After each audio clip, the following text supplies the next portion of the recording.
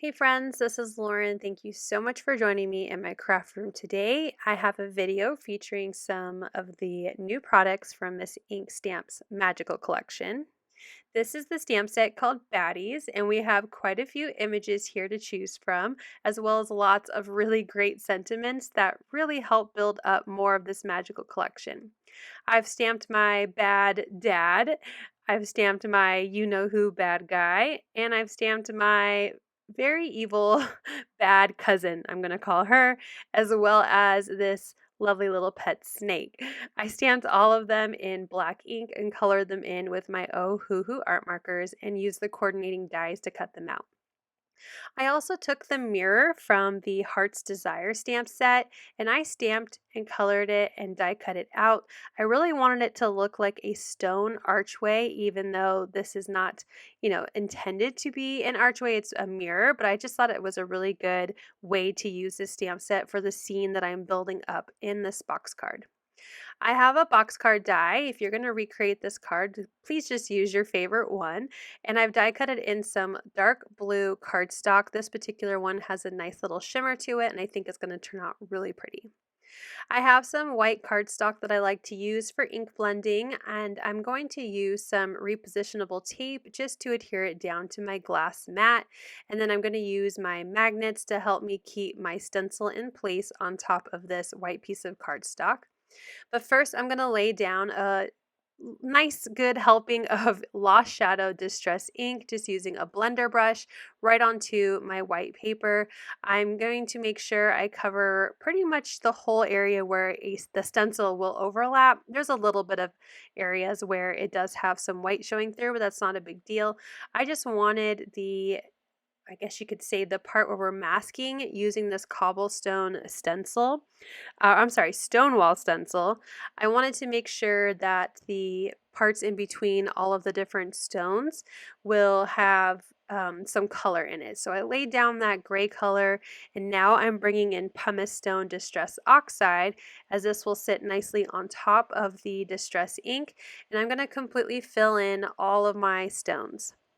Once I'm happy with the color coverage, I'm going to bring in Black Soot Distress Oxide as well, and I'm just going to randomly add some of this color. I want my stones to look like they have different shades and texture, so just kind of making a funny little pattern across the stencil with this black ink.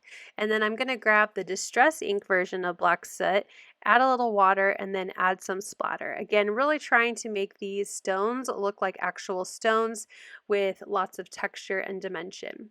I'm also going to add some of this black metallic watercolor, and just like I did with the Distress ink, just added some water and using my paintbrush to pick up the color and splattering it through my stencil. I love a good stencil reveal, so let's take a look at how this background turned out. I think it looks so cool, and it actually does have a bit of a snakeskin feel to it. After I cleaned up my desk, I'm going to work on adding some vellum on my archway. So I'm going to adhere it to the back side. I just have a scrap piece here, so I'm using a pencil to know where I need to make my cuts on this piece of vellum to glue to the back of my archway. Now, in the book version of the story, this stone archway, I believe, has like a black kind of curtain sheet, but in the movie version it has this very like transparent looking kind of portal, I guess you could say. So that's the look I'm going for with this particular this particular way of adding vellum to the back side of my stone archway. So I added some double-sided adhesive around the opening, peeled off the release paper, and glued down the piece of vellum that I trimmed to fit perfectly on the back side. I'm going to start assembling my box card. For this particular one, I die cut a front piece so it closes it up and makes a box, as well as two additional pieces that I usually call shelves because it's what I glue my images to, like they're sitting on a shelf. So I'm using some double-sided adhesive and some wet glue to glue this box card together. I decided to glue my first shelf pretty close to the front of the card. I really wanted the character I'm going to place on this first piece to be very close to the front, and then I'm going to glue the second shelf a little bit further back That way it seems like the other two bad guys that I'm going to put behind him will seem like they're, further back, but definitely supporting him in his stand. So once I have all three of those glued on, I'm going to grab that stenciled background I made because it's pretty much dry by now, and I'm going to work on die cutting different pieces to be able to glue into this box card. So I have the left side ready to go, and here you could see my background. I'm going to just grab my towel and just kind of dab up any excess water or ink that's on there so I don't get my dies too dirty when I run them through my die cut machine. This particular die set has a backing, it has the shelf pieces and the two side pieces, and I'm going to try and fit as much as I can onto this piece of cardstock so I can get all the pieces that I need for my box card. And because I am limited on space, I'm going to make sure to use some repositionable tape to make sure that those dies do not move as I run them through my die cut machine, because I'm going to try and fit as much as I can onto this piece to be able to get all the pieces I need out of this stenciled background. So once that's done, I'm going to go ahead and start gluing them onto the box card. So I'm going to start with the background of this arch, and again, just going to glue this down. I decided to use wet glue because my paper was curling a little bit from all of the torture I did to it with the ink and the splattering, the stenciling, everything. So I thought the wet glue would just help make sure that it had enough time to, I can kind of wiggle it, is where I needed it to go on my piece, and then it would secure nicely. So after I did the background arch, I'm going to do my shelf pieces. So I'm gluing one to the back shelf, and then I will glue the next one to the second shelf. And finally, I'll add the last piece that I cut out to the front of my box card. So now that I have all those pieces in, I'm going to close up my box card. So just like I did on the left, I'm going to glue these tabs to the right. I like to use some strong double-sided adhesive tape and a little bit of wet glue just to make sure this box card is nice and secure, because they do tend to get moved and bent around a lot as it is an interactive card, and I want to make sure that my card doesn't just break open or pop open when my card receiver receives it. So I'm going to close it up, but I always like to make sure I fold my box card the other way, because sometimes if I'm using super sturdy cardstock, it doesn't fall correctly, I guess you could say. So I was having a hard time bending it the other way. So thanks to that wet glue, I was able to pull up the tabs real quick and realign them while it was folded the other way. So that way I know no matter which way I fold the box card, it will stay closed and connected. I'm adding in these little side pieces. Again, just really loving this stone wall. I think it's creating such a cool look, and it's going to look really great with my stone archway. So now that my box card is all assembled, let's get back to these wonderful images from Miss Ink Stamps. And I'm going to attach my stone archway to the back of my box card, so on that arch backing.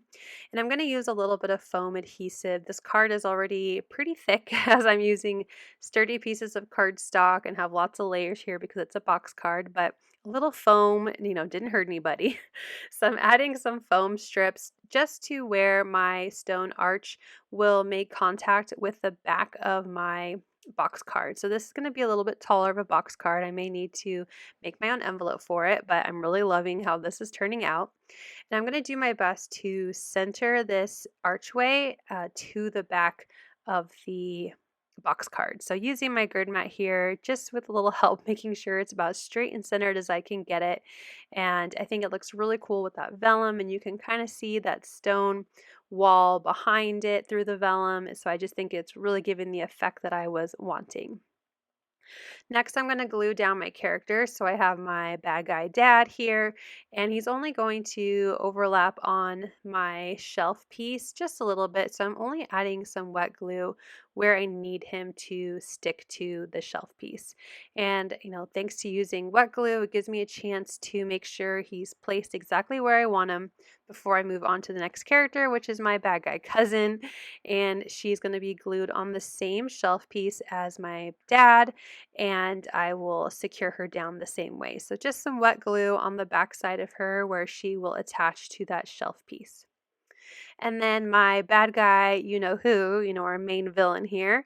Just like the other two characters, I'm going to add some adhesive to the bottom where his robes are.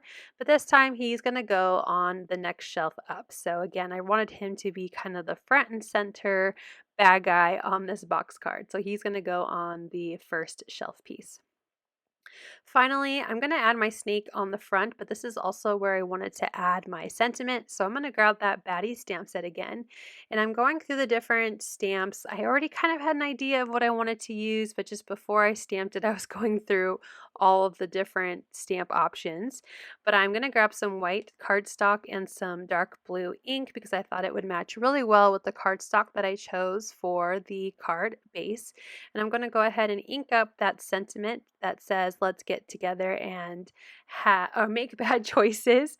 And I'm going to just go ahead and cut that out with a pair of scissors and also a paper cutter. So my sentiment is, just in that little white rectangle of paper. If I cut it right around the sentiment. And I'm gluing that to the upper left-hand corner of the front part of my box card. And then using that same foam adhesive that I did for my archway, I'm going to add some foam adhesive behind my snake. I find the best way to be able to maneuver double-sided foam strips like this is to peel off the release paper so it's sticky on both sides, and it just really allows you to bend and turn the foam adhesive very easily. So I trimmed it down just below the head of the snake, since the head of the snake pops up over the top of the box card. So here's a final look at these baddies on this box card with a stenciled background using lots of cool stamps and stencils from Miss Ink Stamps. A lot of S's in that sentence. I hope you enjoyed this tutorial and that you're inspired to use the new stamps and products within the magical collection from Miss Ink Stamps. Thank you so much for watching. I hope you'll click like, and if you're new here, I hope you'll subscribe and come back. As always, you can find everything I use down below in the description box. Thank you and have a wonderful day. Bye!